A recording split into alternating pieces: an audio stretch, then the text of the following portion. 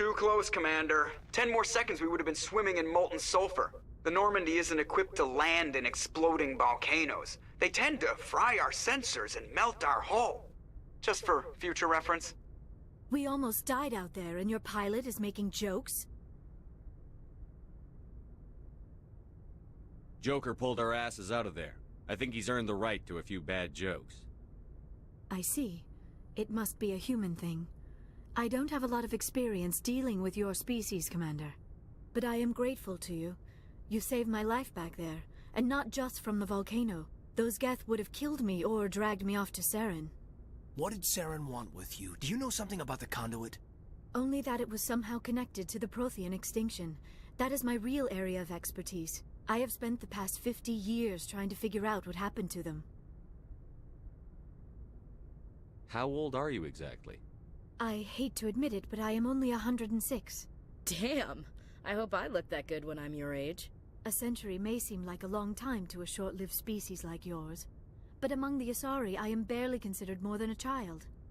That is why my research has not received the attention it deserves. Because of my youth, other Asari scholars tend to dismiss my theories on what happened to the Protheans. Did your research turn up anything interesting? What is interesting is what I did not turn up. There is remarkably little archaeological evidence of the Protheans, and even less that might explain why they disappeared. It is almost as if someone did not want the mystery solved. It is like someone came along after the Protheans were gone and cleansed the galaxy of clues. But here is the incredible part. According to my findings, the Protheans were not the first galactic civilization to mysteriously vanish. This cycle began long before them. What cycle? What are you talking about? The galaxy is built on a cycle of extinction. Each time a great civilization rises up, it is suddenly and violently cast down. Only ruins survive. The Protheans rose up from a single world until their empire spanned the entire galaxy. Yet even they climbed to the top on the remains of those who came before. Their greatest achievements, the mass relays and the Citadel, are based on the technology of those who came before them. And then, like all the other forgotten civilizations throughout galactic history, the Protheans disappeared. I have dedicated my life to figuring out why. They were wiped out by a race of sentient machines. The Reapers. The Reapers? But I have never heard of... How do you know this? What evidence do you have? There was a damaged Prothean beacon on Eden Prime. It burned a vision into my brain. I'm still trying to sort out what it all means. Visions? Yes, that makes sense. The beacons were designed to transmit information directly into the mind of the user. Finding one that still works is extremely rare. No wonder the Geth attacked Eden Prime. The chance to acquire a working beacon, even a badly damaged one, is worth almost any risk.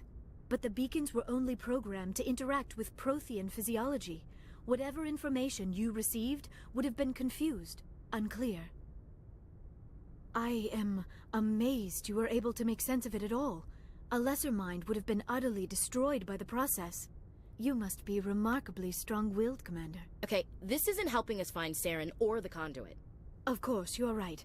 I am sorry, my scientific curiosity got the better of me. Unfortunately, I do not have any information that could help you find the conduit, or Saren. I don't know why Saren wanted you out of the picture, but I think we'll be a lot better off if we bring you along. Thank you, Commander. Saren might come after me again. I cannot think of anywhere safer than here on your ship. And my knowledge of the Protheans might be useful later on. And her biotics will come in handy when the fighting starts. Good to have you on the team, Liara. Thank you, Commander. I am very grateful. Oh, I am afraid I am feeling a bit lightheaded. When was the last time you ate? Or slept? Dr. Chakwa should take a look at you. It is probably just mental exhaustion, coupled with the shock of discovering the Protheans' true fate. I need some time to process all this. Still, it could not hurt to be examined by a medical professional. It will give me the chance to think things over. Are we finished here, Commander? We can talk again after you've seen the doctor. The rest of you, dismissed. Mission reports are filed, Commander. You want me to patch you through to the Council? Patch him through, Joker. Setting up the link now, Commander. We've received your report, Commander. I understand Dr. Tassoni is on the Normandy. I assume you're taking the necessary security precautions. Liara's on our side. The Geth were trying to kill her. Benezia would never allow Saren to kill her daughter. Maybe she doesn't know. Or maybe we don't know her. We never expected she could become a traitor. At least the mission was a success. Apart from the utter destruction of a major Prothean ruin. Was that really necessary, Shepard? The Geth were crawling all over those ruins. We were lucky to make it out alive. Of course, Commander. The mission must always take priority. Good luck, Commander. Remember, we are all counting on you.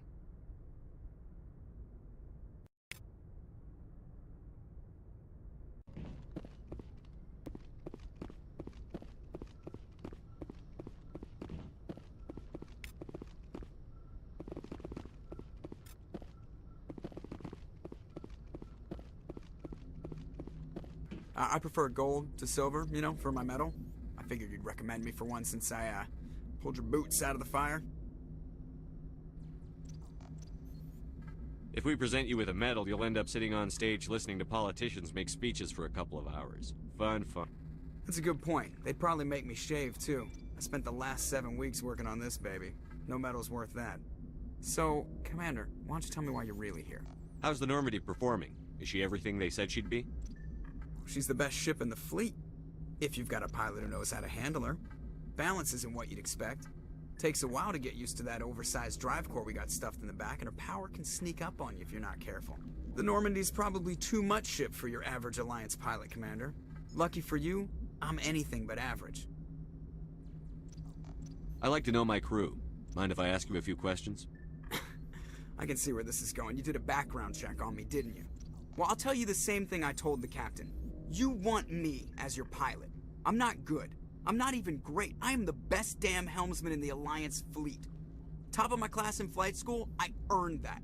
All those commendations in my file, I earned every single one. Those weren't given to me as charity for my disease. What are you talking about? Are you sick? You mean you didn't know? Oh, crap. Okay, I've got Vrolik syndrome, brittle bone disease. The bones in my legs never develop properly. They're basically hollow, too much force and they'll shatter.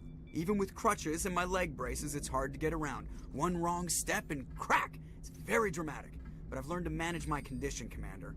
Put the Normandy in my hands and I'll make her dance for you. Just don't ask me to get up and dance unless, you like the sound of snapping shin bones. Why does everyone call you Joker? It's a lot shorter than saying Alliance Flight Lieutenant Jeff Moreau. Plus, I love to make little children laugh. I was just thinking how much you remind me of Santa Claus. Look, I didn't pick the name. One of the instructors in flight school used to bug me about never smiling. She started calling me Joker, and it stuck. Why didn't you ever smile? Hey, I worked my ass off in flight school, Commander. The world's not gonna hand you anything if you go around grinning like an idiot. By the end of the year, I was the best pilot in the academy, even better than the instructors, and everybody knew it. They'd all got their asses kicked by the sickly kid with the creaky little legs. One guess who was smiling at graduation? I have to go. All right, see ya.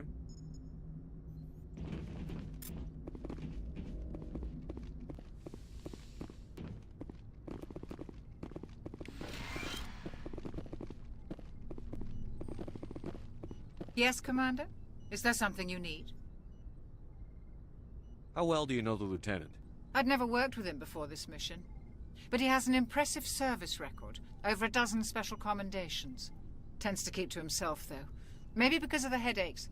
It's not easy being an L2. What does that have to do with it? Well, most biotics now use the L3 implants. Lieutenant Alenko was wired with the old L2 configuration. Sometimes there are complications.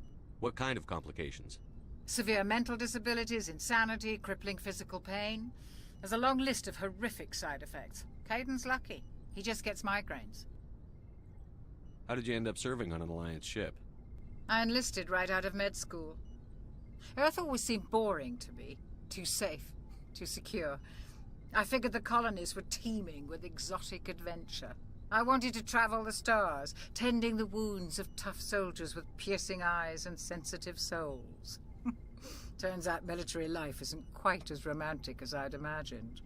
But humanity needs the Alliance if we want to keep expanding through the Traverse, and the Alliance always needs good doctors.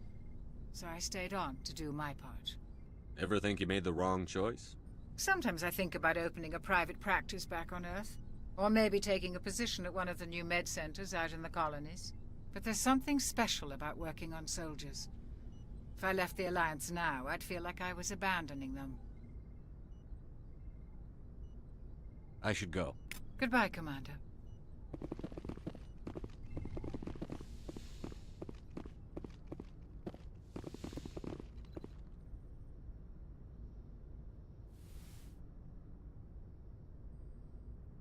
Commander, are you coming to check up on me? You look much better. How are you feeling? Dr. Chakwas assures me I am going to be fine. I was impressed with her knowledge of Asari physiology.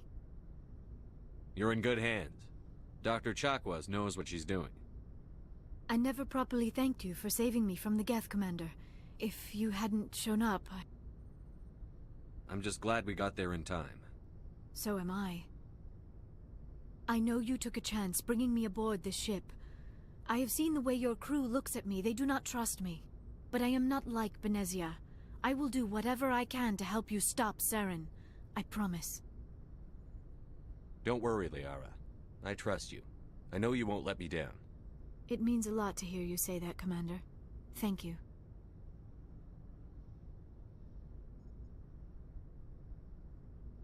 Do you know why Benezia joined up with Saren? I don't understand it. She was always outspoken about the need for the Asari to become more involved in shaping galactic events. Maybe she thought allying herself with Saren would somehow be for the greater good in the long run. At least I hope so. This hurts you, doesn't it? None of this makes any sense to me. I have not spoken to Benezia in many years, but I know her, and this was not like her. Something changed. I'd like to know more about the Asari. We were the first species to discover the Citadel.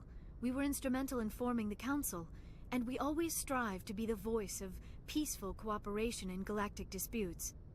My people believe we are all part of a single galactic community. Each species contributes something to the greater whole. Although we seek to understand other species, it seems few of them seek to understand us. The galaxy is filled with rumors and misinformation about my people. Like what? Most of the inaccuracies are centered around our mating rituals. My species is monogendered. Male and female have no real meaning for us. We still require a partner to reproduce. This second parent, however, may be of any species and any gender. I don't understand. Your species can mate with anyone? Mating is not quite the proper term, not as you understand it. Physical contact may or may not be involved, but it is not an essential element of the union.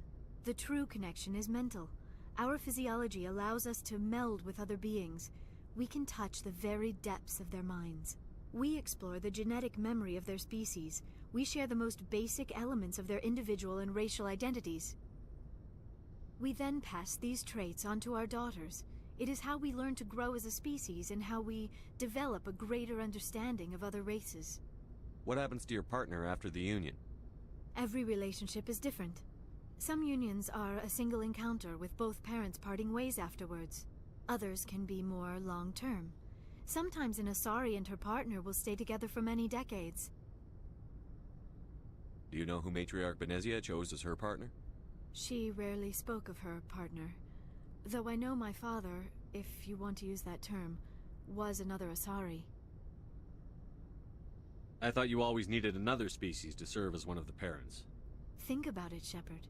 If we were not able to mate with our own species, we would have died out long before we ever mastered spaceflight and left our homeworld. Union with our own kind is no longer common, not for the purposes of reproduction. Most Asari believe it weakens our species. Asari daughters inherit racial traits from the father species. If both parents are Asari, then nothing has been gained, or so conventional wisdom would hold. I am what is sometimes called a pureblood. Though no Asari would ever be cruel enough to say the word to my face, it is a great insult among my people. It is possible Benezia's partner was embarrassed by their union.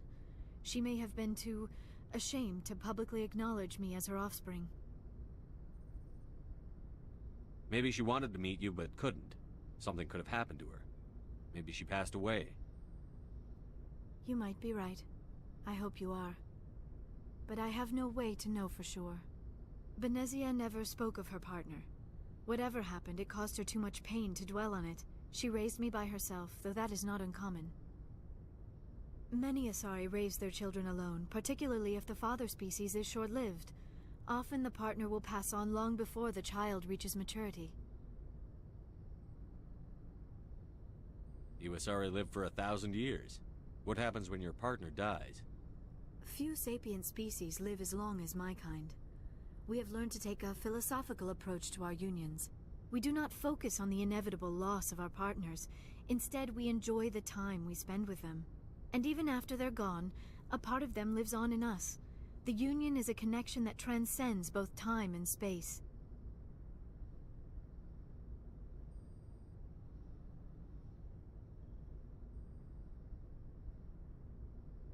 I should go.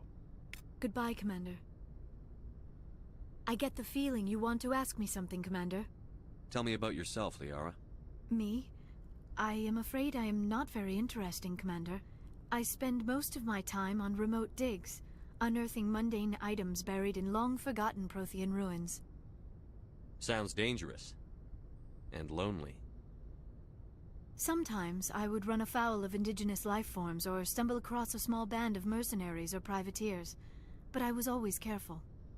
Until the Geth followed me to Artemis Tau, I never found myself in any situation my biotics could not handle. As for the solitude, well, that is one aspect that most appealed to me. Sometimes I just need to get away from other people. You must enjoy something about it.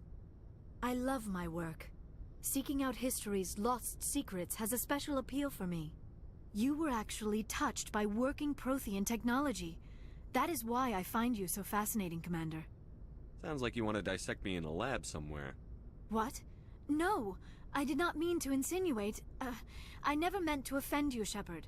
I only meant that you would be an interesting specimen for an in-depth study. No, that's even worse.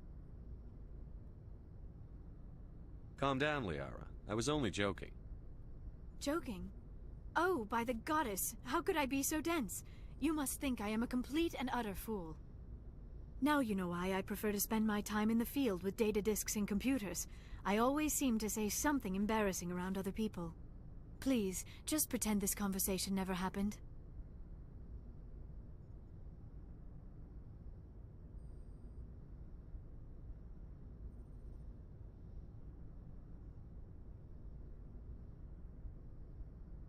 I should go.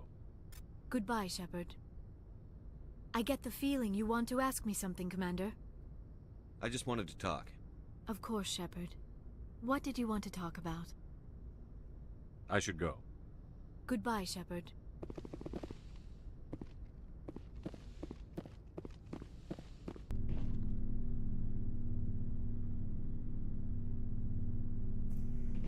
Commander, nice work out there. I knew working with a Spectre would be better than life at CSEC. Have you worked with a Spectre before? Well, no, but I know what they're like. Spectres make their own rules. You're free to handle things your way. At CSEC, you're buried by rules. The damn bureaucrats are always on your back. For the most part, the rules are there for a reason. Maybe. But sometimes it feels like the rules are only there to stop me from doing my work. If I'm trying to take down a suspect, it shouldn't matter how I do it, as long as I do it. But CSEC wants it done their way. Protocol and procedure come first. That's why I left. So you just quit because you didn't like the way they do things? There's more to it than that. It didn't start out bad, but as I rose in ranks, I got saddled with more and more red tape. CSEC's handling of Saren was typical. I just couldn't take it anymore. I hate leaving. I hope you made the right choice. I'd hate for you to regret it later. Well, that's sort of why I teamed up with you. It's a chance for me to get off the Citadel, see how things are done outside CSEC. Either way, I plan to make the most of this. And without CSEC headquarters looking over my shoulder, well, maybe I can get the job done my way for a change. As long as you do your job well, you're free to go about your business as you see fit. Thank you, Commander.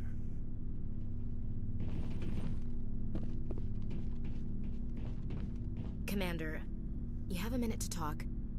I keep an open door policy. If you have any concerns, lay them on me. All right. I know things are different aboard the Normandy, but I'm concerned about the aliens, Vicarian and Rex. With all due respect, Commander, should they have full access to the ship? They may not serve the Alliance, Chief, but they're allies.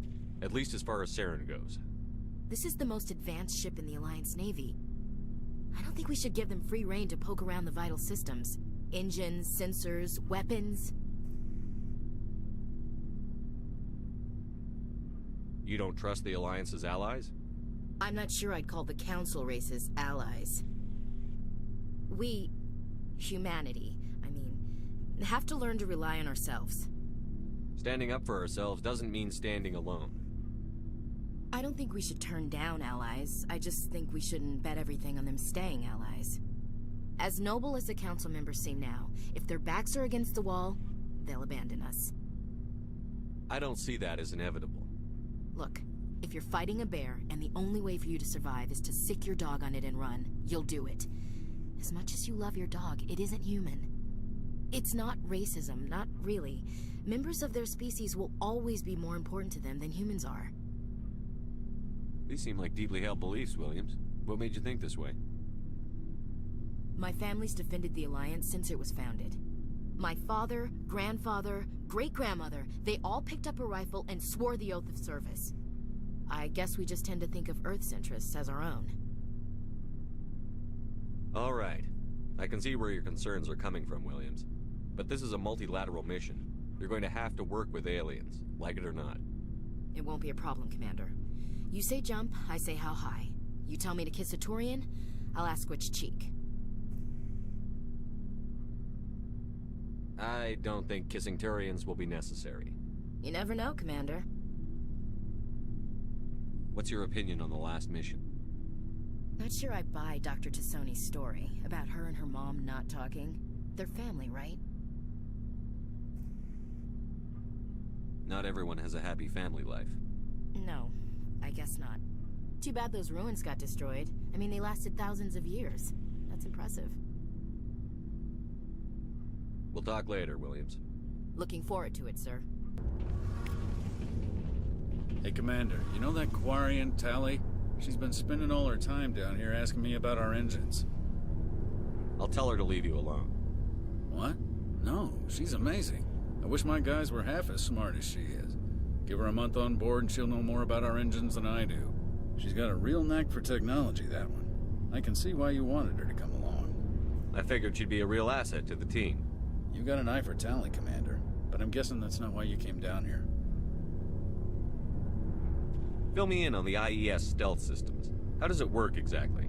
You can't hide a ship out in space. They emit too much heat and radiation. Too easy for sensors to pick them up, unless you find a way to capture those emissions.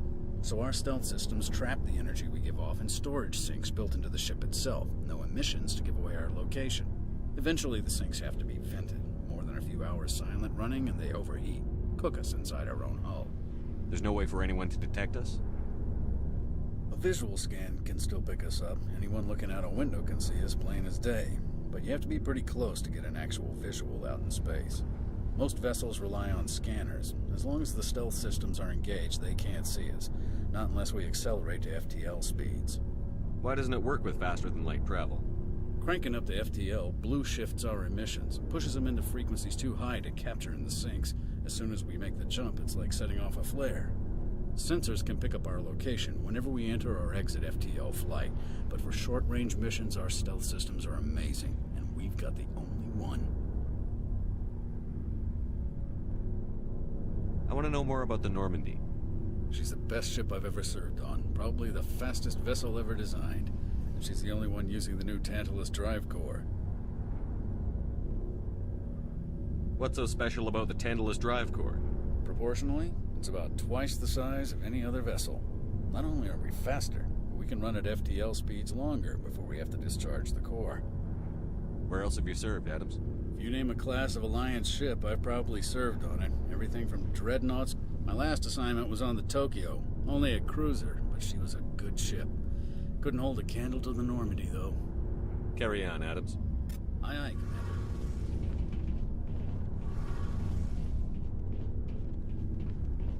Your ship's amazing, Shepard. I've never seen a drive core like this before. I can't believe you were able to fit it into a ship this small. I'm starting to understand why you humans have been so successful. I had no idea Alliance vessels were so advanced. The Normandy's a prototype. Cutting-edge technology. A month ago, I was patching a makeshift fuel line into a converted tug ship in the flotilla. Now, I'm sitting on board one of the most advanced vessels in Citadel space. I have to thank you again for bringing me along. Traveling on a vessel like this is a dream come true for me. I had no idea you found ship technology so interesting. It comes with being a Quarian. The migrant fleet is the key to the survival of my people. Ships are our most valuable resource. But we don't have anything like this.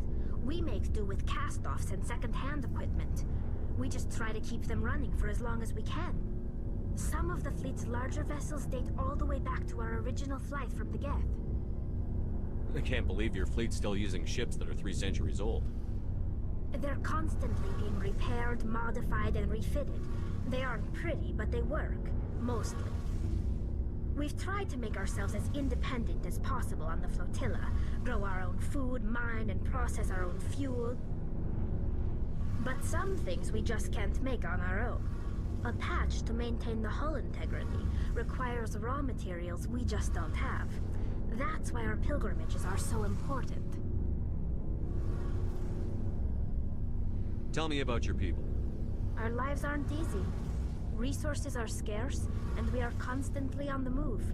Everything we do must in some way contribute to the continuation of the migrant fleet. There are 17 million Quarians in the flotilla, and each of us relies on the others for survival. The bonds among my people are strong. Unfortunately, we have had to surrender many of the freedoms and civil liberties other species take for granted. What kind of freedoms? Well, it's illegal for parents to have more than one child.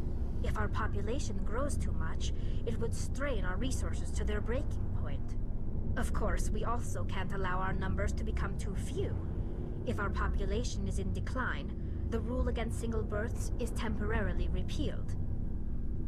In extreme cases of population decline, incentives are even offered to encourage multiple births, though the Conclave hasn't had to take such measures in nearly a century. That's your government? The Conclave is our civilian branch of government.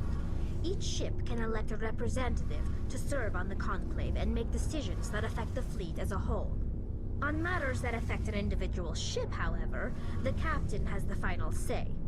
It's a tradition that dates back to the early days, when the fleet was governed by martial law.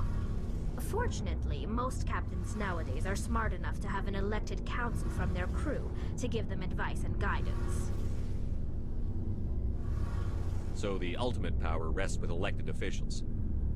In practice, the Conclave and the respective council for each ship tend to set the rules that govern our daily lives.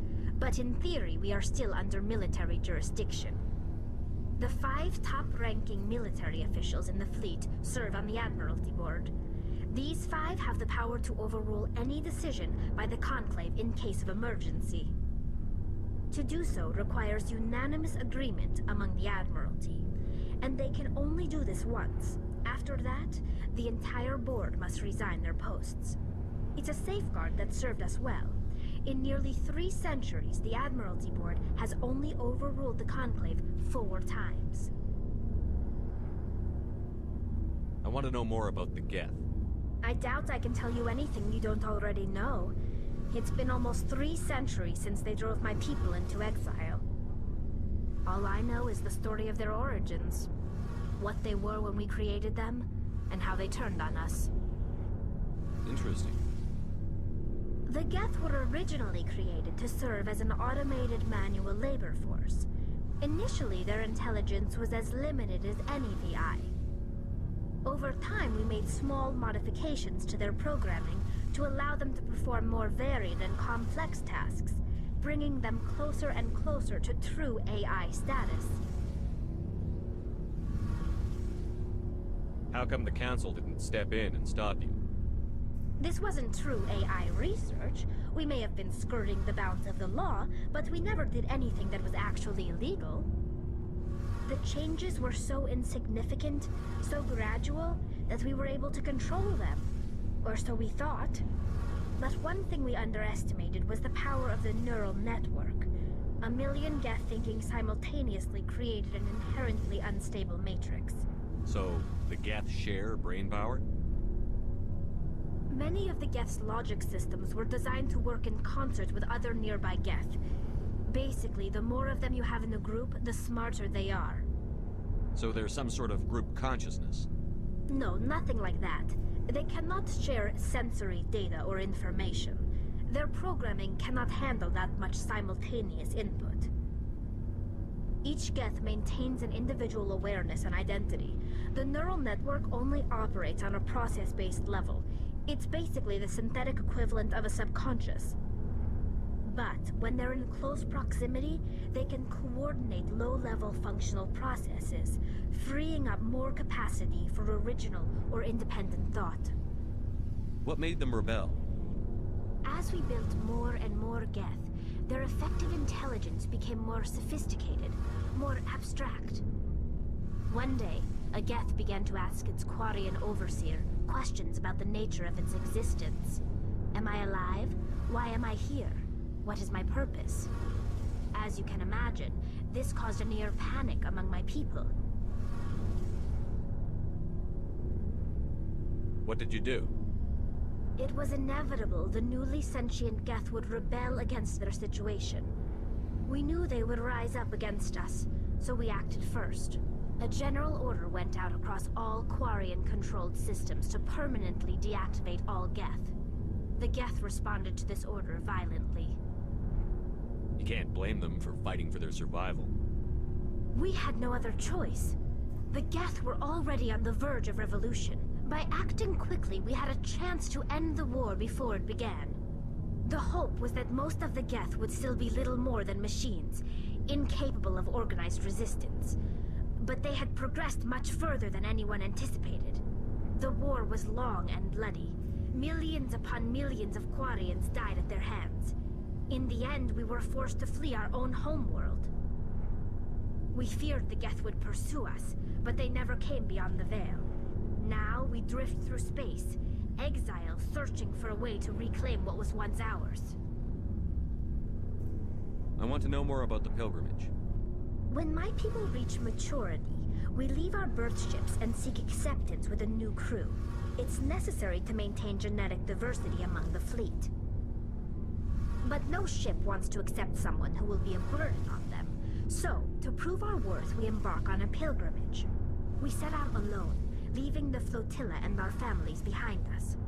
We only return once we have found something of value we can bring back to the fleet. This is presented as a gift to the captain of the respective ship we wish to join. If the gift is accepted, we are welcomed into the crew. Can a captain choose to reject the gift? That doesn't happen often. Most captains are eager to increase the size of their crew. It increases their own standing in our society. Even when a gift is not particularly valuable, the captain usually accepts it out of a sense of tradition. However, there is a stigma to presenting a substandard gift. It's not the best way to make a good impression on a new community. Most pilgrims don't return until they find something worthwhile. I can't believe they just send you off alone.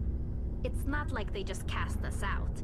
Before we leave, we are given lessons in how to survive outside the flotilla, and given gifts to help us on our journey. We also receive implants to fight off sickness and disease. Generations of living in an isolated and highly controlled environment have left our immune systems weaker than most. By the time we leave the fleet, we are well equipped for the pilgrimage. This is a rite of passage for all Quarians. If it were dangerous, our numbers would suffer. Virtually every pilgrimage ends with a triumphant return and the ritual presentation of the gift to one of the fleet's captains.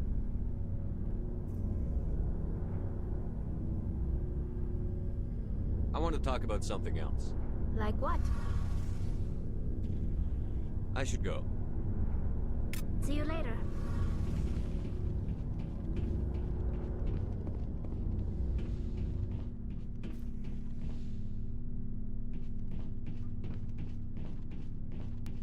Shepard, what can I do for you? What's your story, Rex? There's no story. Go ask the Quarian if you want stories. You Krogan live for centuries. Don't tell me you haven't had a few interesting adventures. Well, there was this one time the Turians almost wiped out our entire race. That was fun. They tried the same with us, but we fought them off. It's not the same. It seems pretty much the same to me. So your people were infected with a genetic mutation? An infection that makes only a few in 1,000 children survive birth? And I suppose it's destroying your entire species? I suppose it isn't all the same. I don't expect you to understand, but don't compare humanity's fate with the Krogan. I was just making conversation. I wasn't trying to upset you. Your ignorance doesn't upset me, Shepard. As for the Krogan, I gave up on them long ago. The genophage infected us, but it's not what's killing us. What can you tell me about the genophage? Ask the Solarians if you want details. They made it. All I know, it makes breeding nearly impossible. Thousands die in stillbirth, and most never get that far.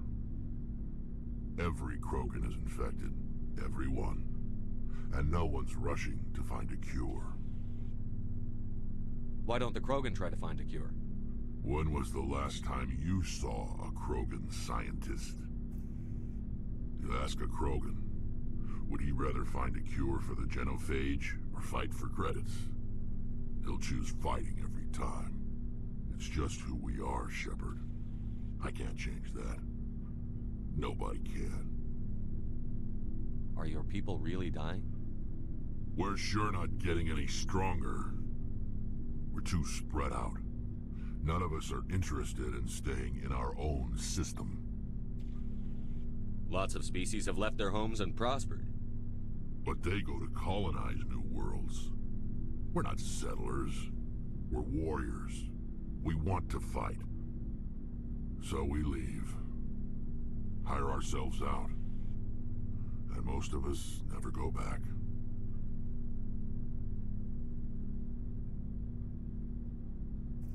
So long, Rex.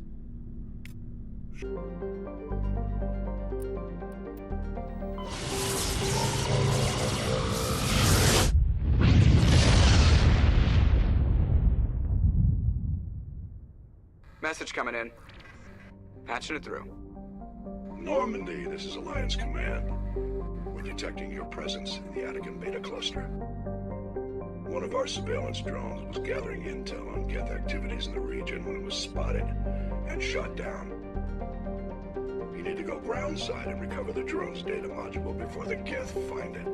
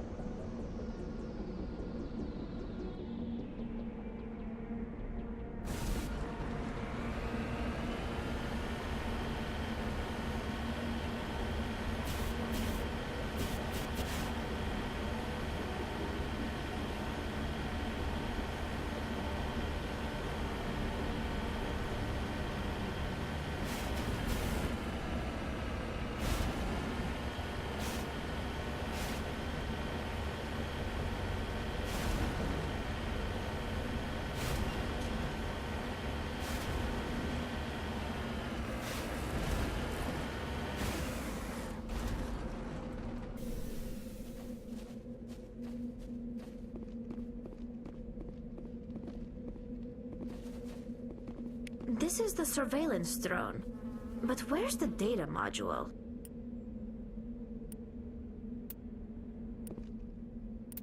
This will not be easy.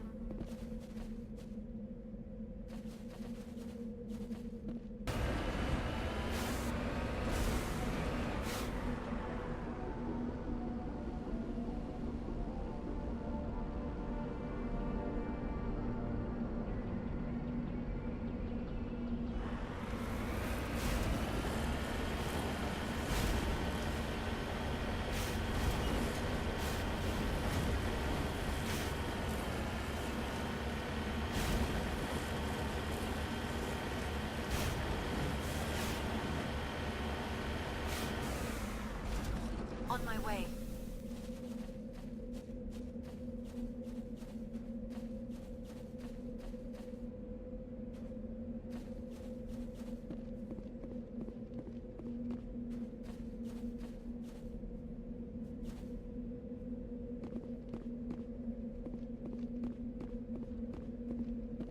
You lead. I'll follow.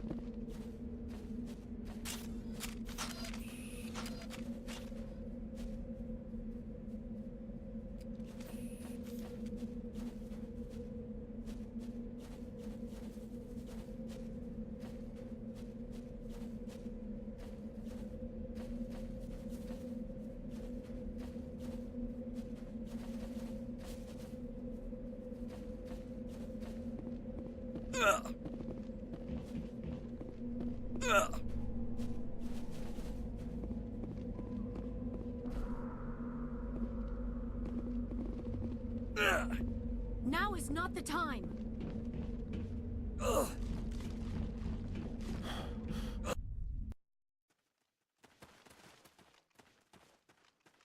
Think we got him, Commander.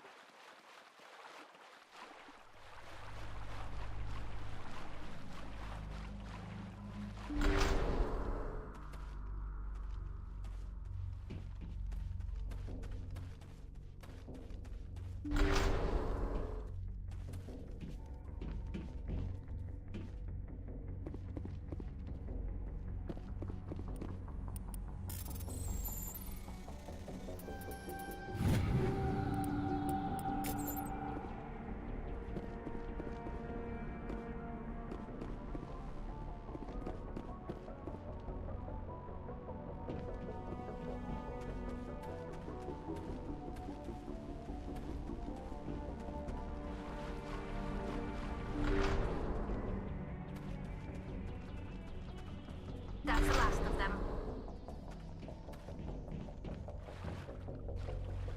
He dropped the data module! It is a miracle the data module is still intact. Your pilot should be able to relay this info to your superiors.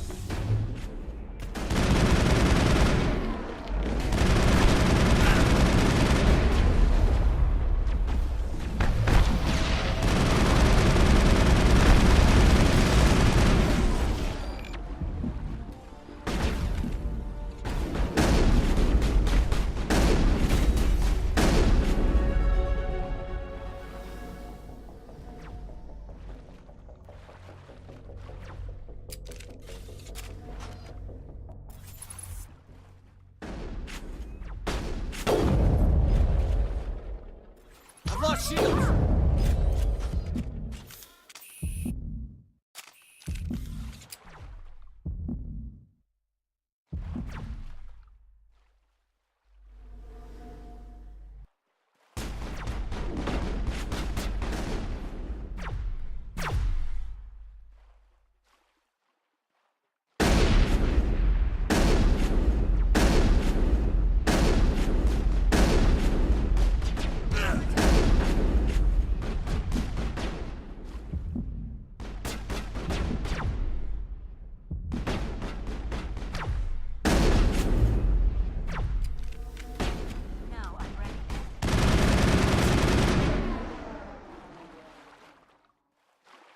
It's over now.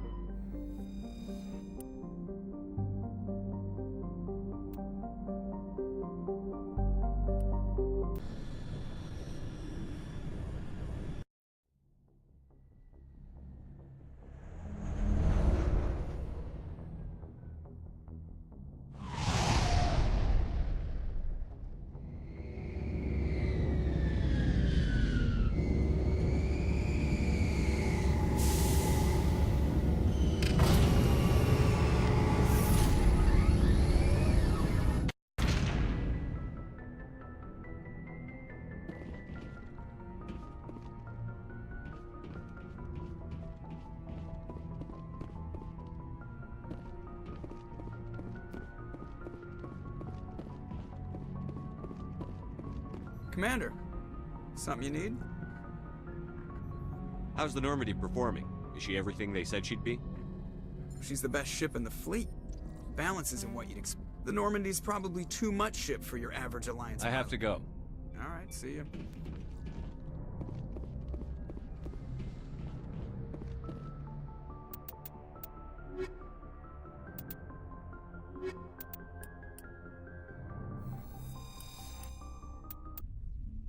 Equalizing interior pressure with exterior atmosphere. Logged. The commanding officer is ashore. Exo Presley has the deck.